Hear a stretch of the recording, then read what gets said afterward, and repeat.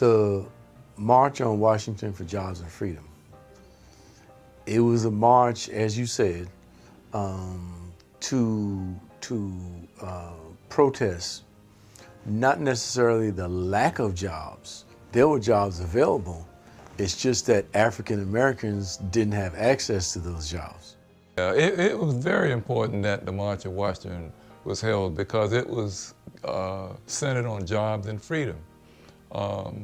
I went to Armstrong on the 12th of June. So the summer quarter was still in session when they held the March on Washington. And because the national media had made such a hype of the possibility of violence, I was advised not to go.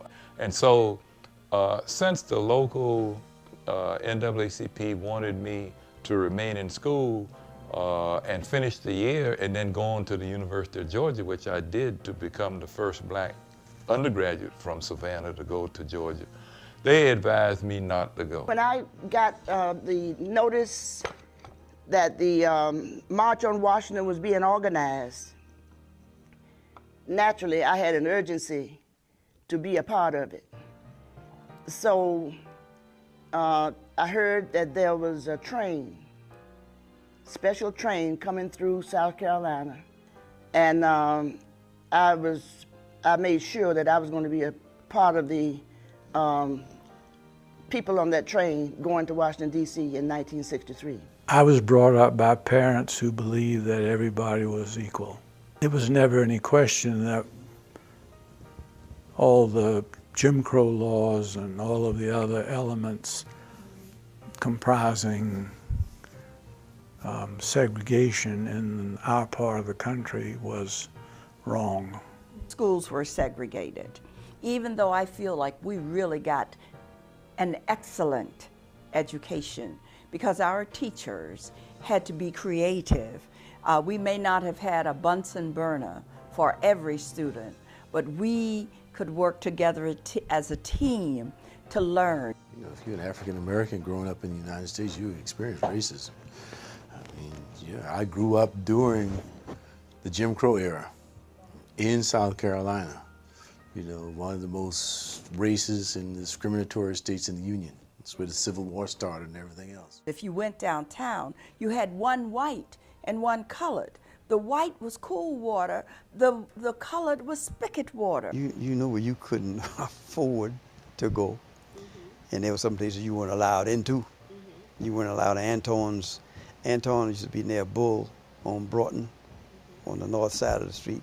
You couldn't go in there and eat. You couldn't go in any eating establishment, even on West Broad Street from the Greyhound bus station. Another, you couldn't go in the places to eat, and they call that shopping. You weren't. Some stores you weren't allowed in. There was some you were allowed in. Your finance kind of separates you there. Right. But there are some places you weren't going, so you didn't go because you couldn't afford it. And if you went in the store there, like McCrory's or integrated with McCrory's, they weren't going to serve you at the lunch counters. You went to Cress's at Barnard and Broughton Street, you had to go in the back or downstairs. They were not going to serve you at the lunch counters in there. We had a mass meeting every Sunday at different churches, and we, was normal, peaceful, sang songs and old spirituals, and they would tell you what to do, and everything went along fine. If I could get the young people to utilize all of the resources that are available to them today, there's no end to the accomplishments that we can face as a race of people. From the very beginning of the United States, we were discriminated against because African Americans were counted as 3/5 of a person in the Constitution that created the nation. So from the very beginning, we were not treated equal, but we were a part of what became the United States. See, young people back then, in my day,